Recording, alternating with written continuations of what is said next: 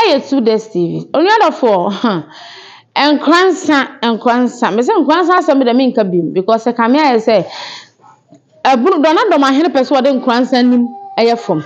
na ye nua be ma ba akwa ono wo ye enkransa ni ponim enkransa ba kwasa me no wo say na najima bedu wona de obetu youth na e kasetie na e kasetie ye wrotumfo setu ana say eye adwuma de ma ayi na do ma hene no mo so de no betia media so kasetie wo bi no omunyan because na do ma hene gender na wode na mo no enya agenda ketwa na gender ni different kura because papa has say work start baby ofiri baby o start di be wie no e che say wo different perception bi kura de mabroman one come and who says so no so wo hena so wo no be ma no ka say so wo hena won fene kunya nka so de be hena na do ma hena say na say won fene kunya betoto abro ne ye pem betena se wono ne beba no ho kwa na kasa so kasa ma nyina de atemidie de nguase ama wo mu na mum ono do be fene kunya especially yakwa nkransa wase na nkransa onfona samu man nkransa so kra because nkransa e wasase chen woni asase chen nkransa na do ma hene woni hwe chen nkransa etidie na chezo obose nkransa ma hene mfa na kunya me hena se o so me yede ye woni du wonim yinku tiensem mienu miensa bi enua be man editu ne nkomo de okasa wonyansem e mo atesensem na wo ka ne yes yinku tiensem mienu miensa bi oka ye ba ye be fam wodi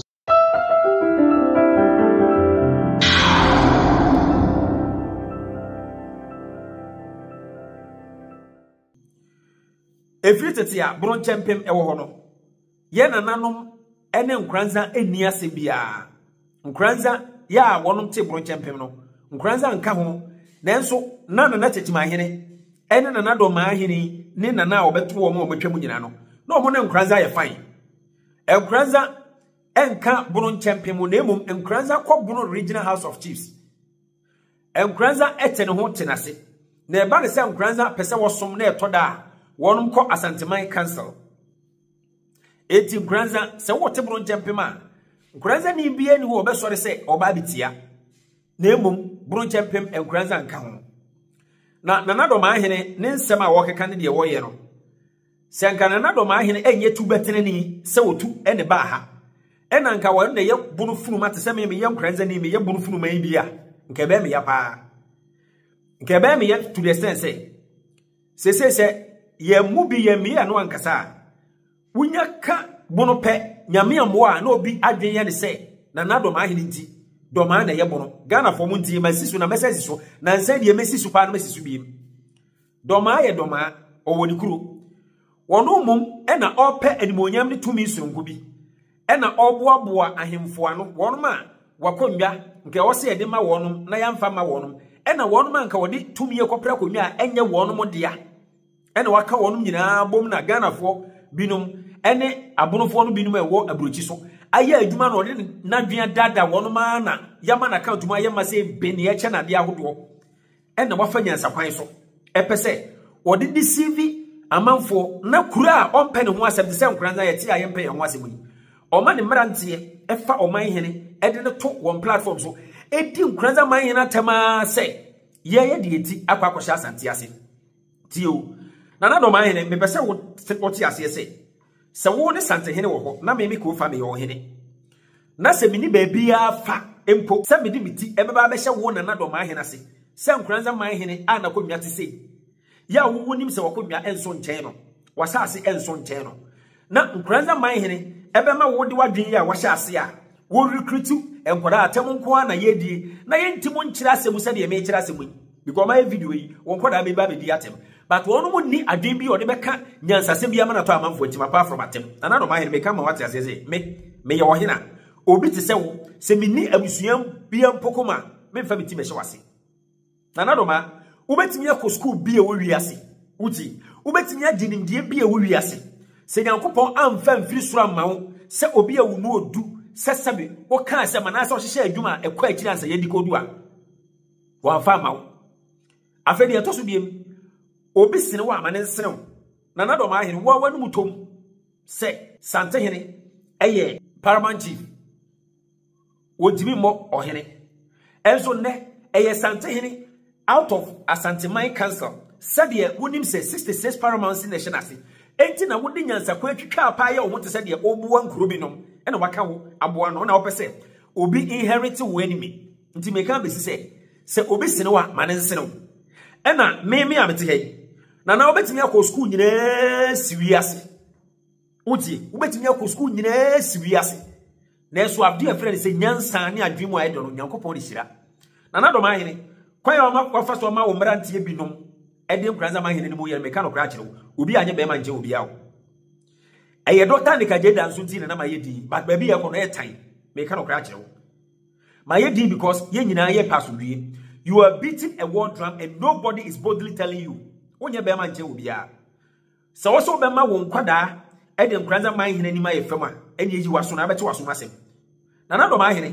ebire bi na aka asema me ba be yi wansema me wo se bi jae because na me pese me ma wo gap na me hwe ba bi a ekwa wo ma wo nkrofo no fa nkranza man hene na ye de ne to ye di otumfu atem na ye di nkranza man hene atem asante kotoko hene e ye otumfu Senka nkranza ni twaka bi mpa enka wo nti mesere nkranza man hene se onko wiawia kotoko hene kwan no no onko darase se nkranza man hene beto na ni bonyama ma wo na do man hene e wo kwan ben so ana woto no woni history akonwa wakoto ne da ye sikadwa a na wo kan sama kase no nyina no woti akonwa so e da wani mo twen o kwan a wonam so no wonya be ma nche obia wasase na wo kon ya wo je ya wo ano no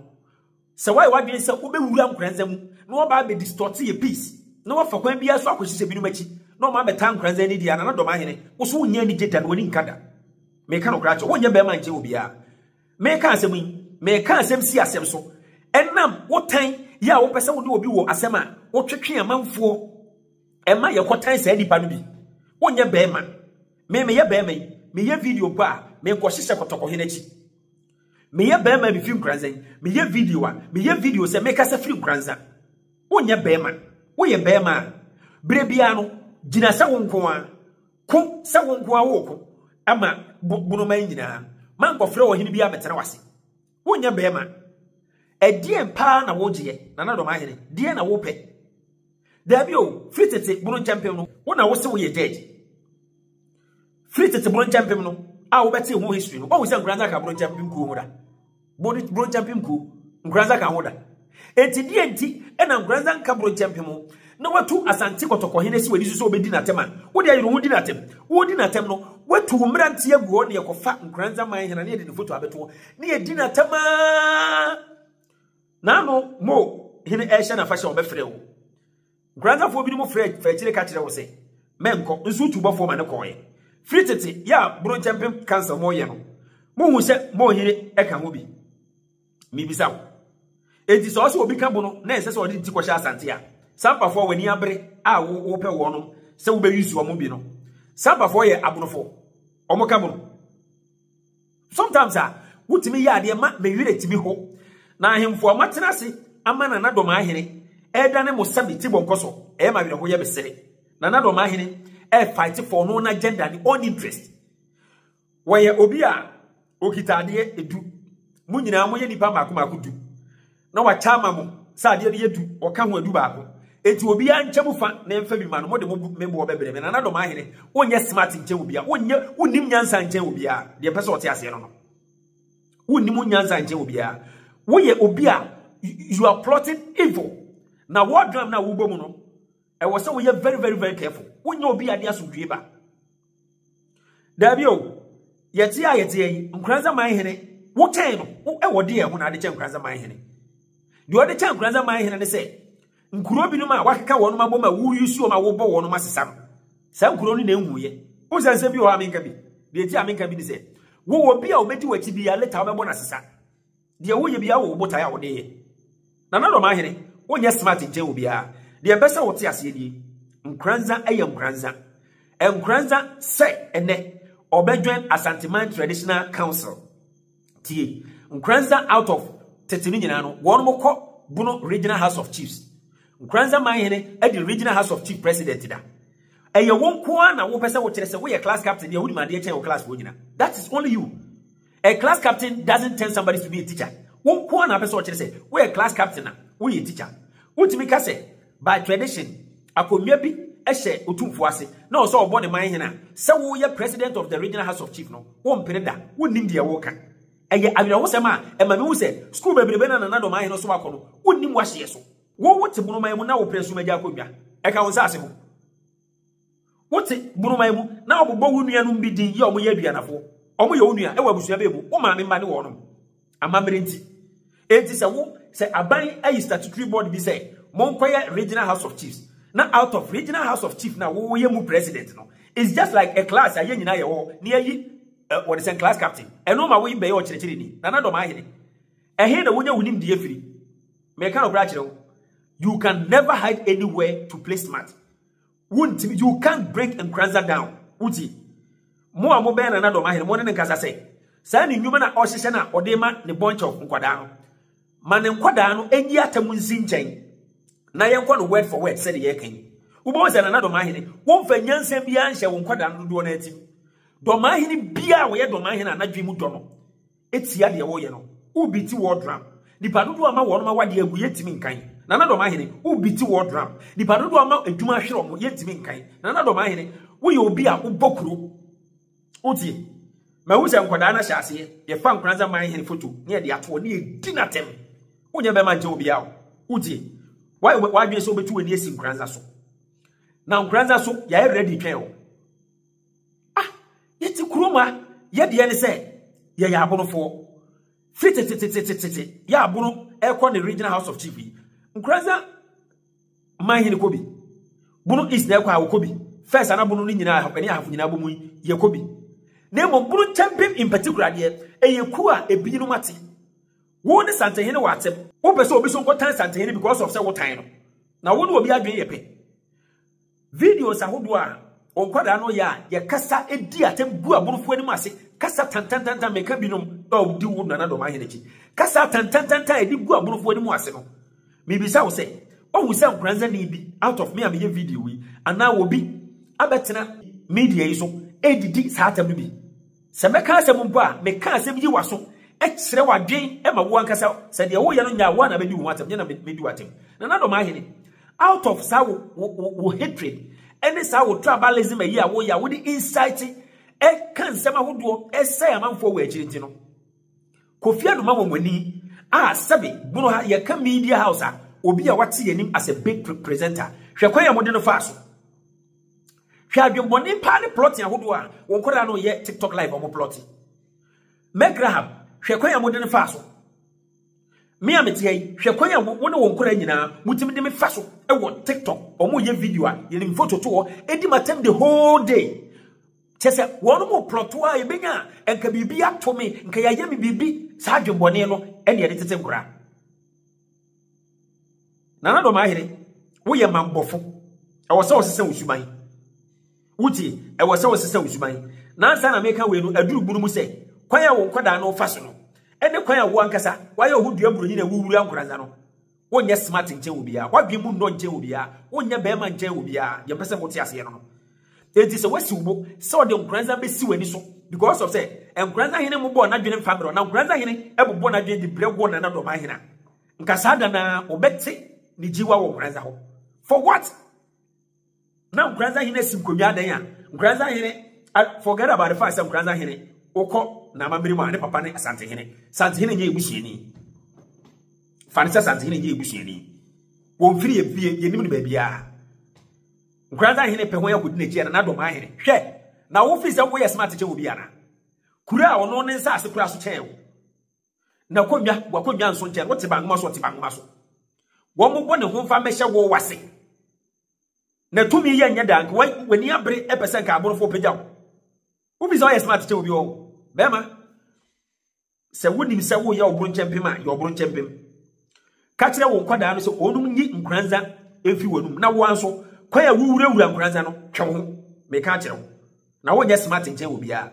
the last thing Nkranza will do say wo de no ho ebeba be wo de na dwe kura be ma wo do ma hene esusu ye ben Ohina asema nke ye ka ne damu ema asem no wie pɛ ya wo bɛka ne social media sɛ no nana do ma hene wɔn na ɛsɛ wɔn pɛ na asem adi nkunim wɔde na asem bɛba bɛto w'anim wonim asem ka hwɛ woni mu nsema ye nkura ketewa po etimi solve e ma ne ye okay nana e ma me kan sem de me kan say what woni esi nkura na so yi wasem fi nkura na so woni sante hene de wasem akona ne nkokon se de bia wodi ni siwo ye ne de wo pena no woni ne nkokon na emom nkura na wasem ma nkura na so Some no platform we so ahema mu ka kire me menkan ye kura no maka ne be 3 times maka cho say ye na do ma hene agenda won wo create no ho a different agenda the perception is different because be kwa ma broma yo tim ka janka say broma nti medem kura na medem ma broma be yim no sansem no keke ni nyina na ten say e na confusion bi ni nsem bi na o keka because one mu ye djuma mani nyina wodo to asem because who say sem na wo ka no enye no kore but to pose bu pushia na mama na ye no kore o pose bu pushia ma na ye no kore me na medem hom no nkwanza me nkwanza ma hene e na mabakọ sem ne mama ne me bete ye kire se ayo to fo se tutu ne beko a ho enu ode ne ye to ho enu ode ne bade hene eti ho na ye ba ne maame akunya eti me suma santeman o ha wo ne sei nkwanza ma hene akunya wo akunya eso do ma wo akunya so mo nyina mo je paramount seat ni nyina ye paramount seat eti di na pese me fu akunya be se wase o pese me mmra na wo de tese na wo beteke no me mfa eno muso omuntimi etefi na ekọ enka nkwanza asem nkwanza hene wuntimi ne nye pe anase obi ani nakunya wo hawo ne sen ni yakobo so se ya no ma ho kwan na onkura na omunim history omunim abakwasem no na omoto no mu diatem 24/7. This is a timer I was see a kasa kire nipa bi emomunya ne ye. This is a timer I was see a kan sembiri kire nipa bi momo getting ye because I come here say nsem no tia na etia omunim do mo ka omunim do mo keka ensem no tia omunim do mo sie because nsem na wo ka ne nyina no omuntimi twa no mo sika ne nti no mo so ba no mo bedi ho atam no ma ba no mo bedi ho atam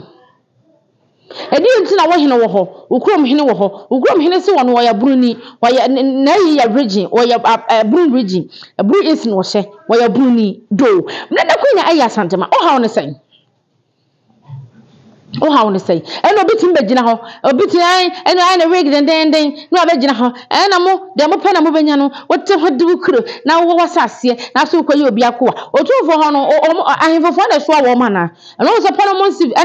paramount chief bi na so otufo de ne ho mo nyina mo nyamaju se mbesua de ni ti da bia confusion any creativity fe nko ana mo create e de ma youth no na de ntokwa hunu ne ntokwa tantan ani enua be ma yaka no wase nkwanza de enfo asem ma nkwanza na do wase ba nkwanza ya dwe se be reply kwa ukra na bafo a waka ye ukra na bafo aka santeman eti we dey with according to what you be bring ti say kanya sesem na wo so mfa ene ye de be boss a be me yenu mansem yenu mensa wode etudwe na maka to se no platform we me kan say ene enimdi akwa ni mu eno obi use the platform e de suade enti do be ka ho asem na enye no kure no mba be blasting akunya bi ba betu akunya bi betu akunya bi ebia nyi che bi wo mse munyina paramount seat enso bi ma nyi che bi enti so ko tase ko kasa wo pese wo control mu nyina o mo na ma mo kwa na pese control mu nyina ebi mu so mo do mo mpe o ha wo no sen aha ye to this TV and then we sham subscribe video no we no sham man san nyina hwem we akọ comment section no akere wa adwabote na studio kwa maka to se ha ye sia bakosam Ghana ma chief services ne hemfo nkomo ene edi no mo to kwato video no so no subscribe no akere wa adwanyansem nya temdidi ne nyina etimanya desua papa no ade ato ekotudum na busua na kunanim na busua na kokese aha ye to this TV so me no be shede be hemam ka cha hemam fefe amaje wakode am to so nyensa